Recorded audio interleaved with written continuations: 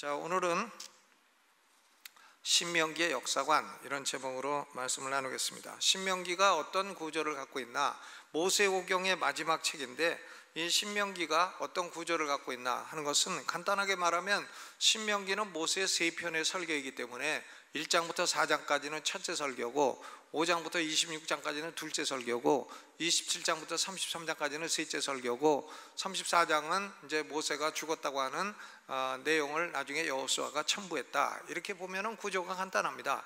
그런데 신명기를 깊이 연구하는 사람들은 신명기는 BC 13세기에서 14세기 고대 근동 지방에서 왕이 신하들하고 언약을 체결할 때에 그 언약 문서의 형태를 갖고 있다, 이렇게 말을 합니다. 언약 문서. 그러니까 옛날에 왕들은 땅을 전쟁을 해서 이제 땅을 빼앗게 되면 신하들에게 땅을 나누어 줘요. 땅을 나누어 주고 어떤 직위를 주고, 그리고 그 대신에 너희는 땅과 지위를 나한테 받았으니까 나한테 충성을 해라. 나를 위해서 군인으로 일을 하든지 나에게 세금을 내든지 이렇게 해라 하는 언약을 맺는 겁니다. 언약을 맺죠. 그러니까 왕은 혜택을 주고 신하들은 왕에게 또 충성을 다하고 해서 그런 신하들을 봉신이라고 부릅니다. 중세 봉건 제도에도 이제 왕이 땅 주면 신하들은 왕에게 충성하고, 봉신이죠. 영어로 vessal이라고 부릅니다. VASSAL, vessal인데 이 왕하고 신하하고 언약을 체결할 때에 아무렇게나 하는 게 아니라 정형화된 형식이 있어요. 이것이 이제 언약 문서의 구조인 것입니다. 이 종주권 언약 문서의 구조는 5가지 구조를 갖고 있고, 신명기도 정확하게 이 5가지 구조의 이 합치가 되는 것입니다. 먼저 전문이 있어요. 프리엠블이란 전문. 이 전문에서는 이 언약을 맺는 왕은 누구고 이 언약을 맺는 신하는 누구냐, 왕과 신하가 누구냐, 이것을 밝히고 있어요. 신명기 1장 1절로 5절에서 이 언약을 맺는 왕은 여호와 하나님이시고, 그리고 언약을 맺는 신하는 이스라엘 백성들이다. 이것을 밝히고 있는 것이 전문입니다. 프리엠블. 그 다음에 두 번째로 나오는 것이 역사적인 서원이에요. 히스토리칼 프롤로그. 프롤로그도 있고 에필로그도 있고 한데 역사적인 서원, 이것은 뭐냐면 왕이 신하들에게 어떤 의무를 요구하기 전에 왕이 신하들에게 무슨 은혜를 베풀어 주었나, 왕이 신하들에게 뭘 해주었나 하는 내용들이 기록이 되어 있는 것입니다. 그렇기 때문에 왕이 뭘 해줬길래 신하들에게 요구를 할 수 있나, 왕이 해준 일이에요. 그것을 기록한 것이 신명기 1장 6절부터 4장 49절까지 이 제 첫 번째 설교, 이것이 바로 역사적인 서원입니다. 그러니까 모세의 첫 번째 설교는 전문과 역사적인 서원을 포함을 하고 있다, 이렇게 볼 수가 있어요. 그 다음에 세 번째로는 이제 왕이 그렇게 해주었으면 신하들에게 내가 너희에게 이런 걸 해줬으니까 너희는 나한테 이만큼 해줘라, 나에게 의무가 있다, 이제 그런 걸 규정을 하는 겁니다. 그래서 그것을 stipulation, 언약 조항이라고 말하기도 하고 covenantal duties, 언약적인 의무라고도 말을 하기도 합니다. 그러니까 백성들은, 신하들은 왕한테 그 땅도 받고 지위도 받고 했으니까 왕한테 의무를 지는 거예요. 뭐 예를 들면 1년에 몇 달은 군사로 일을 한다든가, 아니면은 또 세금을 1년에 얼마씩 낸다든가, 뭐 이런 의무를 지게 되는 것입니다. 신명기 5장부터 26장까지가 이 내용에 해당이 됩니다. 하나님은 신하된 이스라엘 백성들에게 왕이 주는 법에 순종을 해야 된다, 왕이 주는 법이 있다, 왕이 주는 율법에 너희는 순종을 해야 될 의무를 진다, 이것이죠. 왜 율법에 순종을 해야 되나? 왕이 이미 은혜를 베풀었기 때문인 것입니다. 그런데 그러면 네 번째로 구조는 뭐냐면 blessings and curses, 이 축복과 저주의 상벌의 규정입니다. 왕이 이렇게 은혜를 주어서 신하들에게 뭔가 의무를 요구를 하면 그걸 잘하면 상을 줘야 되고 잘못하면 벌을 줘야 돼요. 그러니까 이게 상벌의 규정인 것입니다. 의무사항에 순종한 사람에게 상을 주고 불순종하는 사람에게는 벌을 내리겠다. 그러니까 신명기 27장부터 30장까지 축복과 저주에 대한 말씀이 이 부분에 해당이 됩니다. 그리고 다섯 번째로 이 언약의 문서는 그 신 앞에 잘 보관을 해 두어야 되고 백성들이 이것을 수시로 낭독해서 읽어야 된다. 디파짓, 언약궤 앞에 복사를 해서 두고 그리고 수시로 백성들이 읽어야 된다. 낭독을 해야 된다. Deposit and periodic reading, 정기적으로 읽어야 된다. 이런 내용이에요. 그래서 신명기 31장부터 34장까지가 이 내용인데, 그러니까 모세는 그 이스라엘 백성들에게 이 언약의 말씀을 복사해 가지고 이것을 언약궤 옆에 두어라. 옆에 두고 그리고 신명기 31장 11절에 보면 초막절이 되면 이 율법을 낭독해서 온 이스라엘로 다 들을 수 있도록 해라. 이렇게 했습니다. 그러니까 이런 구절을 보게 되면 옛날 왕과 신하 사이에 맺는 그 언약 문서의 구조를 신명기가 그대로 따르고 있다 하는 것을 알 수가 있습니다. 5가지 구조를 갖고 있고, 신명기에 오늘 생각하고자 하는 1장부터 4장까지는 역사적인 서원에 해당이 되는 것입니다. 이 언약을 맺을 때에는 비준식이 있어요. 비준식은 뭐냐면 일반적으로 짐승을 쪼개놓고 왕과 신하가 그 쪼갠 짐승 사이로 지나가는 겁니다. 이건 뭘 말하나, 이 언약을 어긴 사람은 너나 나나 할 것 없이 쪼갠 짐승과 같은 신세가 된다. 이 언약은 목숨을 걸고 맺는 것이고 이것은 바꿀 수가 없는 것이다. 이것이 비준식이에요. 비준식은 쪼갠 짐승 사이로 지나가는 게 비준식이에요. 그게 끝나고 나면 이제 왕하고 봉신들이 함께 식사를 하게 됩니다. 그래서 이것은 언약적인 식사인 것입니다. 이런 내용들은 비준식과 언약의 식사는 신명기에는 나와 있질 않아요. 이것은 여호수아서에 가서 찾아볼 수가 있는 것입니다. 그럼 오늘 생각하고자 하는 것은 신명기 1장부터 4장까지 역사적인 서원, 이 역사적인 서원에 나타난 역사관이 도대체 뭐냐? 아이고 그거 뭐 골치 아픈 말을 쓰나? 근데 골치 아프지 않아요. 역사관이 있어야 됩니다. 우리 성도들은 역사관을 갖고 있어야 돼요. 역사를 이해하는 기본적인 올바른 사관이 있어야 되는 겁니다. 신명기 1장부터 4장까지 역사적인 서원은 내용이 민수기에 다 기록된 내용이에요. 모세가 그것을 6가지 부분으로 나누어서 설명을 하고 있습니다. 먼저 신명기 1장 6절로 8절에서 18절에서 너희는 호렙산에 거한 지 오래되었으니까 이제는 호렙산을 떠나라. 그리고 하나님이 주시는 땅으로 들어가라. 떠나고 들어가라. 이런 명령이 떨어졌다는 거예요. 그래서 두 번째 부분은 이스라엘 백성들이 호렙산을 떠나 1년 만에 가데스바네아에 도착했어요.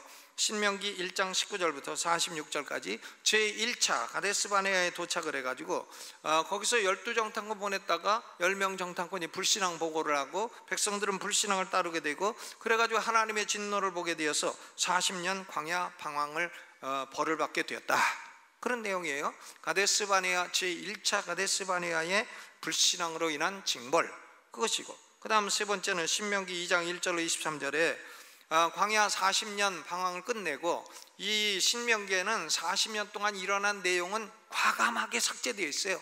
아무 내용이 없습니다. 내용이 없고, 그리고 신명기 2장 1절로 23절에 광야 방황 마지막 40년째에 제2차로 가데스바네아에 들어가서 가데스바네아에서 이번에는 요단 동편을 향해서 행진을 해나가는 겁니다. 세렛 시내를 지나서 모압 땅으로 들어가서 모압 땅 북편에 있는 아르논 골짜기까지 도착을 했다. 제2차 가데스바네아에서 행군을 했다. 그런 내용이 세 번째로 기록이 되어 있습니다. 그리고 네 번째로는 신명기 2장 24절로 3장 20절까지의 이 아르논 골짜기 근처에 있는 모압 평야에서 이스라엘 백성들이 요단 동편을 차지하고 있는 강력한 왕들과 전쟁을 해서 이겼다는 내용이 기록되어 있어요. 전쟁을 해서 이겼다. 아모리 왕 시혼, 헤스본을 중심으로 해서 통치하고 있던 강력한 왕 아모리 왕 시혼, 그리고 저 북쪽 헤르몬산 쪽에 북쪽의 바산을 중심으로 해서 통치하던 바산 왕 옥, 아모리 왕 시혼과 바산 왕 옥, 이 두 사람이 통치하고 있던 요단 동편의 땅을 전쟁을 해가지고 이겨서 취하게 되었다. 그런 내용입니다. 그러니까 아모리 왕은 이름이 누구라고요? 시혼이고, 바산 왕은 이름이 누구라고요? 옥. 자기 마누라 이름은 잊어버려도 아모리 왕 시혼, 바산 왕 옥은 항상 외우고 있어야 돼요. 성경에 수없이 많이 나와요. 수없이 많이 나오고 강조되는 이름이 아모리 왕 시혼과 바산 왕 옥인 것입니다. 해서 이스라엘 백성들이 이 두 왕으로부터 요단강 동편 땅을 차지했어요. 그 요단 동편의 땅을 영어로 트랜스 조르단이라고 부르고, 이스라엘 12지파 가운데 루벤 지파와 갓 지파 그리고 므낫세 반 지파가 이걸 달라고 요구해서 그들에게 할당한 준 땅이 바로 요단 동편의 땅인 것입니다. 그것이 네 번째 내용입니다. 그리고 신명기 3장 21절로부터 3장 29절까지 모세가 비스가 산에서 죽기 직전에 여호수아를 후계자로 세운 내용이 기록이 되어 있습니다. 그리고 여섯 번째 신명기 4장은 하나님이 주신 율법에 순종하는 일이 중요하다 하는 것을 강조하고 권면하고 있어요. 신명기 4장 40절, 오늘 내가 네게 명하는 여호와의 규례와 명령을 지키라. 너와 네 후손이 복을 받아 네 하나님 여호와께서 네게 주시는 땅에서 한없이 오래 살리라. 그러나 불순종하게 되면 신명기 4장 27절, 여호와께서 너희를 열국 중에 흩으실 것이라. 이런 내용입니다. 그러니까 이것은 우리가 민수기에서 다 본 내용이에요. 다 기억이 나시나요? 뭐 자세한 건 기억이 안 나더라도요, 이 역사적인 서원을 통해서 모세가 얘기하고 있는 사건은 딱 두 가지예요. 두 가지만 얘기를 합니다. 40년 동안 무수히 많은 사건이 일어났어도 나머지는 다 생략이 되고 딱 두 가지 사건만 기록이 되어 있어요. 하나는 뭐냐면은 불순종해서 벌받은 사건, 제1차 가데스 바네아에서의 사건, 이 사건 하나고요. 또 하나는 순종해가지고 승리한 사건, 요단 동편에서 아모리 왕 시온과 바산 왕 옥을 물리친 사건, 이 두 가지만 딱 기록이 되어 있고 나머지는 과감하게 다 생략이 되어 있습니다. 40년 동안 수없이 많은 일이 일어났다는 것이 민수기에 기록이 되어 있는데 그런 일들은 다 여기 기록이 없어요. 신명기 모세의 역사적인 서원에는 아무런 관심이 없어요. 딱 두 가지, 제1차 가데스 바네아 사건 그리고 요단 동편의 정복 사건, 두 가지만 기록이 되어 있는 것입니다.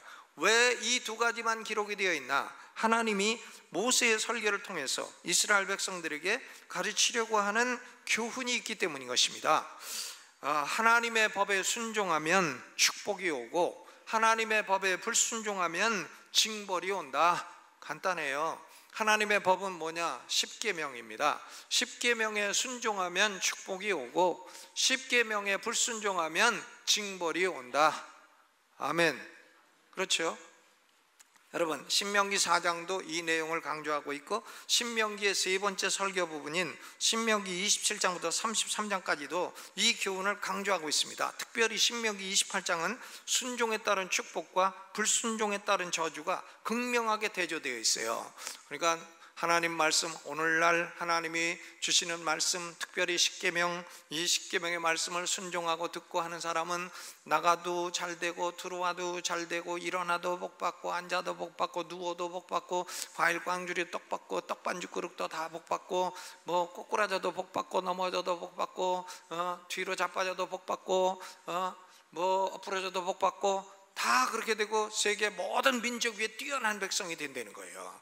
그러나 이 말씀에 불순종하면 나가도 재수 없고 들어와도 재수 없고 앉아도 재수 없고 또 꼬꾸라져도 재수 없고 잘돼도 재수 없고 못돼도 재수 없고, 재수 없다고는 안 돼 있어요. 저주를 받는다고 돼 있지.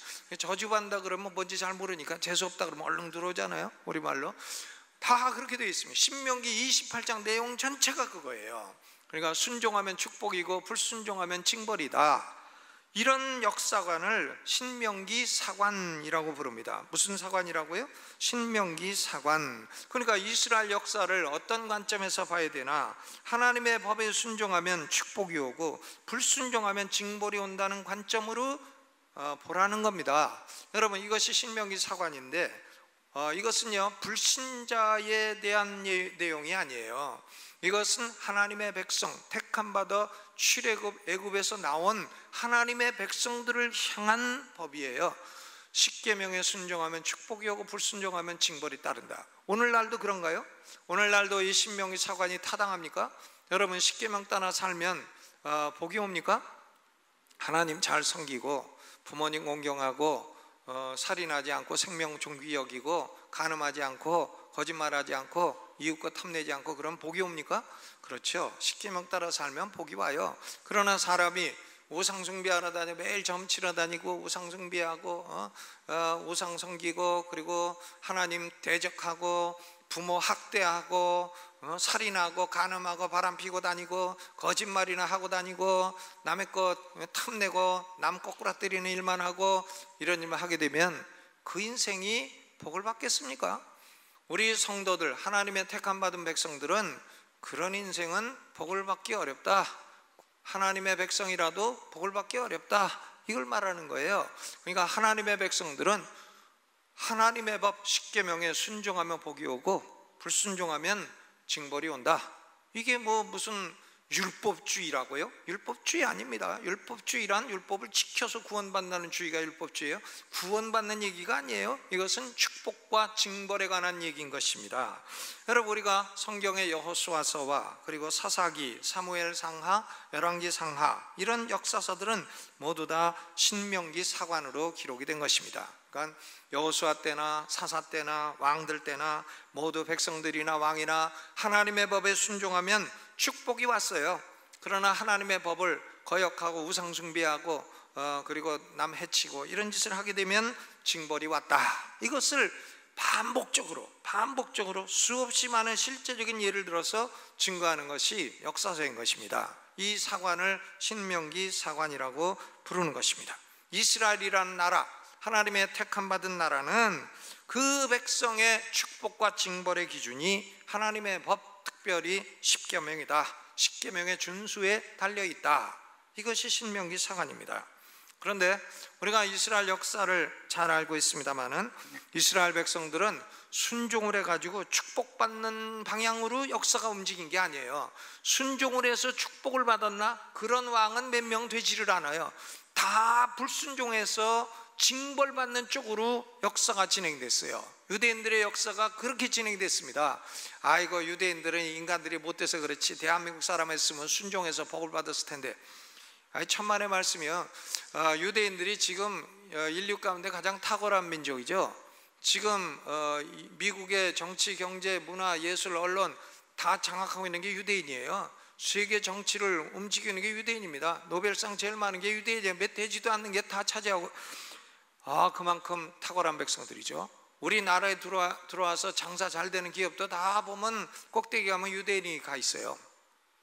그러니까 인류 가운데 하나님이 최고 탁월한 백성을 골라가지고 그들에게 이걸 시험을 하셨는데, 이 사람들이 순종해서 복 받는 쪽으로 산 게 아니고 불순종해서 벌 받는 쪽으로 살았어요. 그래가지고 결국 나라는 솔로몬 사후에 두 쪽 나고, 두 쪽 난 나라도 또 북쪽에 있는 이스라엘 왕국 북왕국이라는 나라는 BC 721년에 아수르에 의해서 멸망당하고, 남왕국 유다는 BC 587년 바벨론에 의해서 멸망당하고, 다 백성들은 포로되고 망해버렸습니다. 나라가 망해버렸어요. 왜?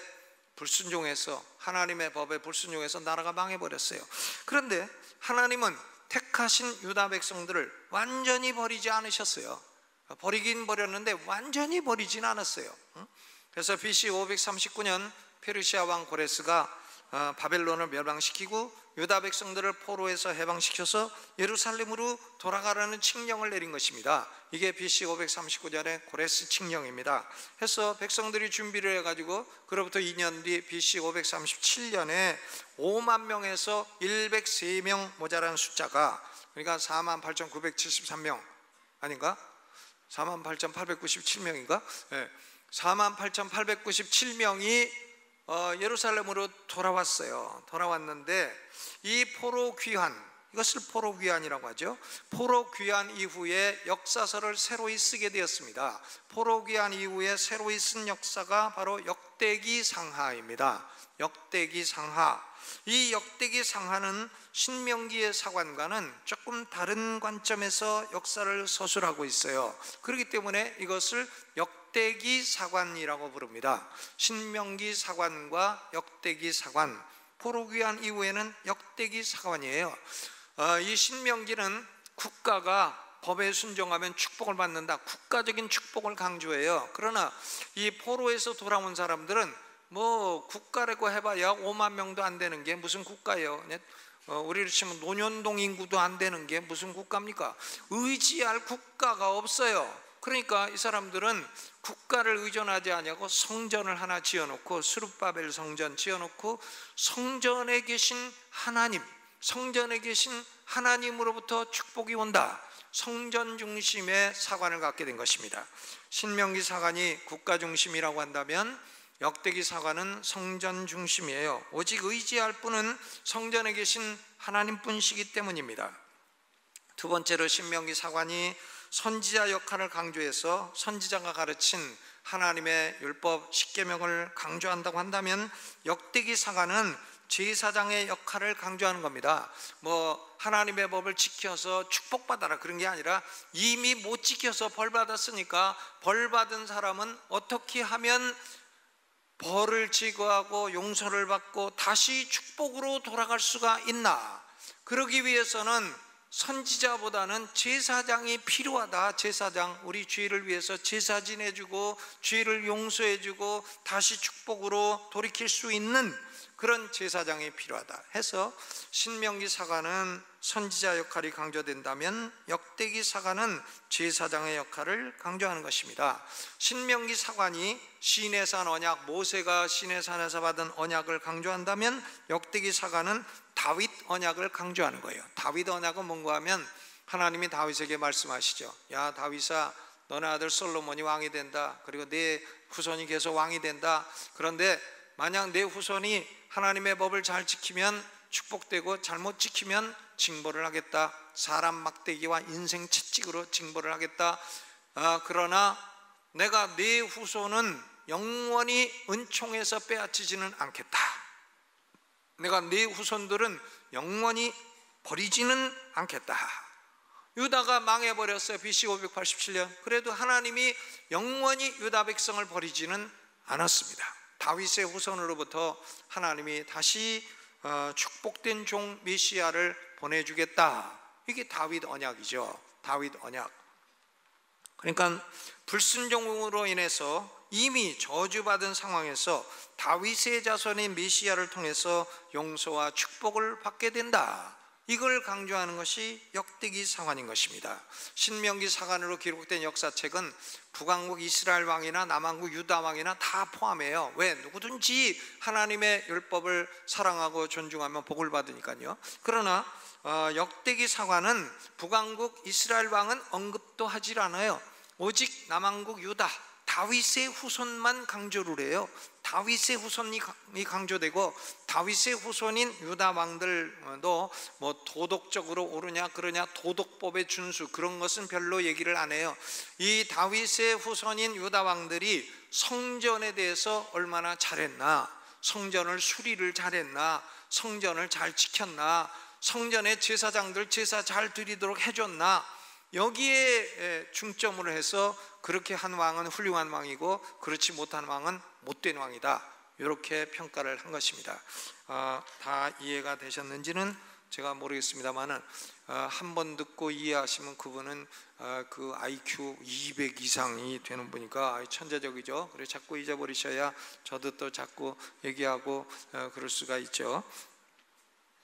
여러분, 그러니까 구약 성경에는 두 가지 사관이 나와 있어요. 신명기 사관과 역대기 사관입니다. 이 두 가지 사관은 대립되는 게 아닙니다. 신명기 사관은 하나님의 백성들이 축복받고 살아가는 원리를 말씀하는 것이고, 역대기 사관은 불순종해서 징벌받을 상황에서 어떻게 용서받고 회복될 수 있는가, 이것을 보여주는 것입니다. 왜냐하면 하나님의 백성이라도 항상 순종해서 축복받는 짓만 하는 게 아니거든요.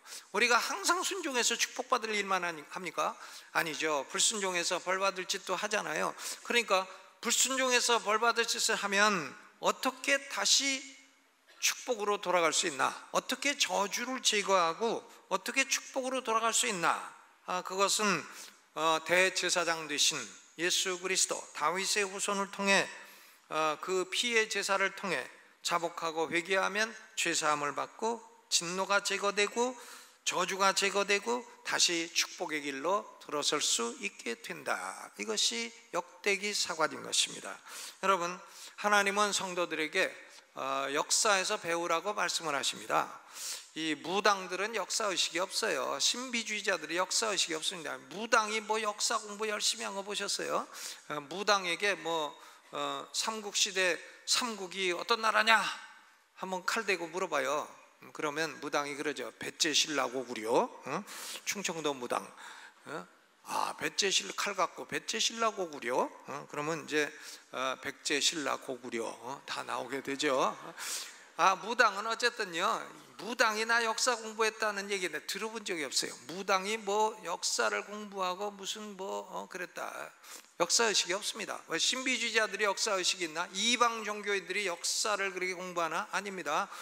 왜냐하면 그 사람들은 역사에 어떤 목적이 있고 역사에 어떤 방향이 있다고 생각하지 않기 때문에 역사 공부를 중요하게 여기지 않습니다. 그러나 우리 기독교는 역사가 중요한 거예요. 기독교인들은 역사에 관심이 많아야 돼요. 우리 기독교인들은 이 구약 역사도 관심이 많아야 되고 또 교회 역사에도 관심이 많아야 돼요. 고린도전서 10장 11절에 저희에게 당한 이런 일이 거울이 되고 또한 말세를 당한 만난 우리의 경계로 기록되었느니라. 구약이 기록된 이유는 다 우리에게 경계와 거울이 되도록 기록이 되어 있다. 역사에서 배워야 돼요. 성경은 처음부터 끝까지 역사책입니다. 이 복음은 역사하고 분리될 수 없습니다. 예수 그리스도가 십자가에 죽으신 것 역사적인 사건이에요. 예수님이 하늘에서 이 땅에 오신 것 역사적인 사건이에요. 예수님이 장사되신 것 역사적인 사건이고 죽은 자 가운데 3일 만에 부활하신 것 역사적인 사건이에요. 그게 무슨 신화가 아닙니다. 다 역사적인 사건이에요. 우리가 무엇을 믿어야 구원받나? 이 모든 사건들이 역사적인 사건이고 사실이고 그리고 나를 위한 사건이다. 이걸 믿어야 구원받아요. 이걸 헛되이 믿는 사람은 구원받지 못해요. 이것을 무슨 신화라고 하는 사람들은 다 지옥에 떨어지게 되는 거예요. 헛되이 믿기 때문입니다. 예수님이 오셔서, 하나님의 아들이 오셔서 내 죄를 위해 죽으셨기 때문에 나는 예수를 믿어 죄 사함을 받고, 하나님의 아들이 부활 승천하셨기 때문에 예수 믿는 나도 부활해서 영생 얻고 영원히 살게 된다. 이걸 믿는 거죠. 이것은 다 역사의 뿌리를 두고 있는 것입니다. 교회가 지금까지 발전하고 성장한 것도 역시 역사예요. 그리고 예수님이 재림하시고 새하늘과 새 땅에 새로운 세상이 올 것이라. 이것은 아직은 예언이지만 시간이 지나면 그것도 역사가 될 것입니다. 성경은 역사책이에요. 난 무당이 교회사 역사를 전공했다 그런 얘기는 여태 들어본 적이 없습니다. 무당에 굿하는데 무슨 역사 얘기가 나왔다, 난 그런 얘기는 들어본 적이 없어요. 저는 이 전공이 역사가 원래가 아니죠. 역사는 아주 역사 시간에 졸려갖고 죽으려고 그랬던 사람이에요. 제일 졸려요. 역사 선생님은 그냥 듣거나 말거나 혼자서 막 떠들어. 그냥 혼자 막 떠들어. 그러면 그냥 나는 그냥 처음부터 끝까지 자는 거야. 아이고, 무슨 말씀을 하시는지 알아듣질 못하겠습니다. 자죠. 그런데 내가 예수 믿고 구원받고 나서 역사를 보기 시작했어요. 근데 전공이 교회 역사예요. 그러니까 역사가 그때부터 재밌어지기 시작하고, 역사라는 것이 얼마나 교훈이 풍부한 그런 것인가 하는 것을 알게 됐습니다. 여러분, 신명기에 관해서 훌륭한 주석은 뉴 인터내셔널 카멘터리의 그 신명기 부분입니다. 피터 크레이기, C-R-A-I-G-I-E, 피터 크레이기 교수가 저술한 책인데, 이 크레이기는 신명기의 역사적 서원 부분을 설명하면서 역사는 두 가지 기능을 행한다고 했어요. 첫째는 과거의 기억을 생각나게 하고, 또 하나는 미래에 대한 비전과 기대감을 일으켜준다 그랬습니다. 그러니까 과거의 성공과 실패에서 교훈을 받아가지고 미래를 예측하고 기대할 수가 있고, 그 결과 현재의 미래의 성공을 위한 결단을 내릴 수가 있게 된다. 그게 역사의 기능이라고 했습니다. 그러니까 역사는 과거, 현재, 미래를 모두 다 포함을 하게 된다 하는 거죠. 오늘 내가 어떤 결단을 딱 내리는 것은 과거의 경험에 뿌리를 두고 있는 거예요.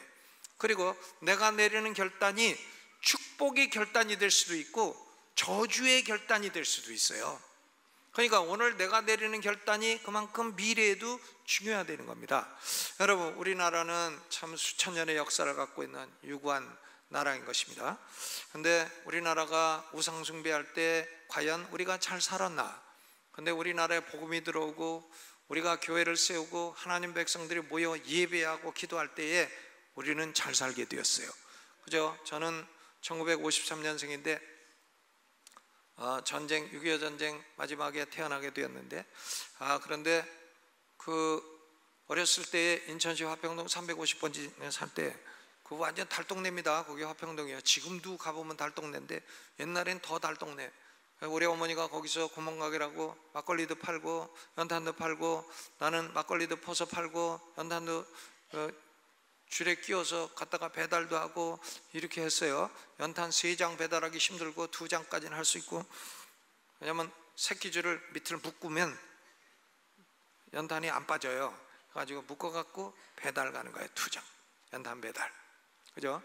그런데 학교 갈 때 인천 축현국민학교 다니는데 이제 우리 집에서 걸어서 갑니다. 걸어서 가면 개똥이 얼마나 많은가. 난 어려서 생각은 개똥 소똥밖에 생각이 안 나. 그래서 개똥 밟는 날은 아주 재수없는 날이고, 소똥 밟는 날은 기분 좋은 날이야. 냄새가 안 나, 소똥은. 그래가지고 소똥은 재수 좋고 개똥은 재수 없다. 개똥 소똥이 인천시 화평동 350번지 널렸어. 그러던 나라죠. 그런데 개똥이 많이 없어졌어. 왜? 다 잡아먹어서 그런가 봐. 개똥도 많이 없어지고 우리가 세계 경제 10대 강국이 되었고, 놀랍습니다. 놀라워요. 근데 그게 다 어떻게 해서 됐나? 결국 하나님의 백성들이 예배드리고 기도하고 하나님의 법을 존중하고 그렇게 돼서 된 줄로 믿습니다. 그러면 우리나라가요, 지금 현재 이 순간에 하나님을 대적하고 무슨 좌파 이런 데 따라다니고, 저 로켓보이라고 한 분 계시죠? 그분 계속 따라가고, 이렇게 하면은 과연 앞으로 우리나라는 다시 개똥소똥 시대로 돌아가리라. 전 그렇게 생각해요. 우리나라는 그런 분이 아니라 누구를 따라야 돼요? 하나님 말씀, 하나님의 거룩한 법, 그걸 마음에 새기고 그걸 백성들이 따라갈 때에, 그렇게 되는 숫자가 많아질 때에 우리나라는 평화로운 통일도 이루게 되고 세계의 복음을 전하는 경제 10대 강국이 아니라 5대 강국까지 들어가고, 일본 수상이 한국 와서 안녕하시냐고 절하고, 중국은 뭔가 주석이지 거기는.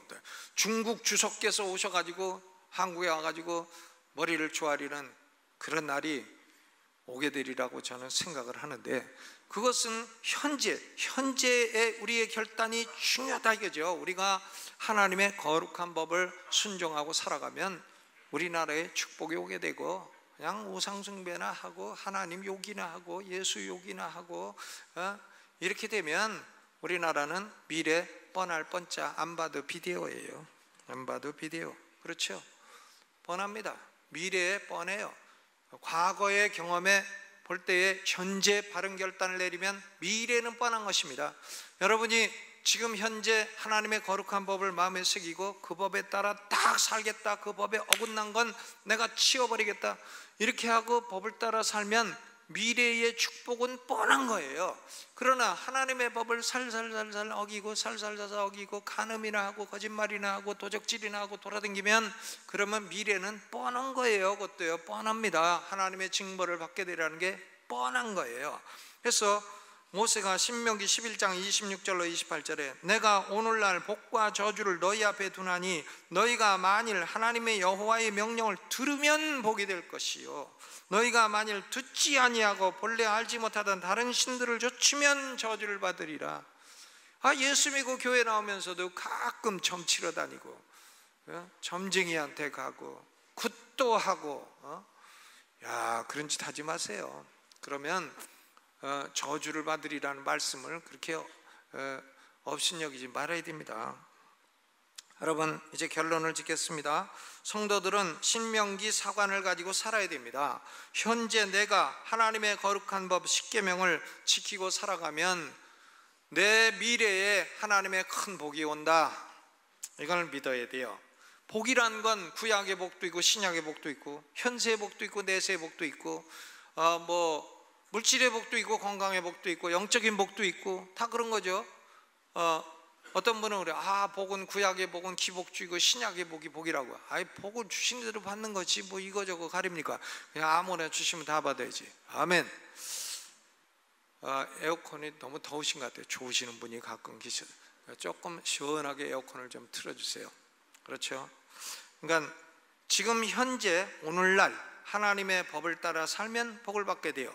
그런데 내가 하나님의 법에 불순종해서 순종한 데 실패해서 삶에 징벌이 오게 됐다, 어려움이 초래되었다, 그러면 역대기 사관에 호소해야 돼요. 하나님은 택한 백성을 버리지 아니하시고 다윗의 자손이신 예수 그리스도의 피로 죄를 씻어주시고 용서해 주시고 다시 축복의 길로 돌아오게 해주신다. 신명기 사관으로 복을 받고 거기에 실패하면 역대기 사관으로 우리의 대제사장 되신 예수 그리스도를 의지하고, 그래서 항상 축복의 길에 서 있는 우리 모두가 되기를 주님의 이름으로 축원합니다.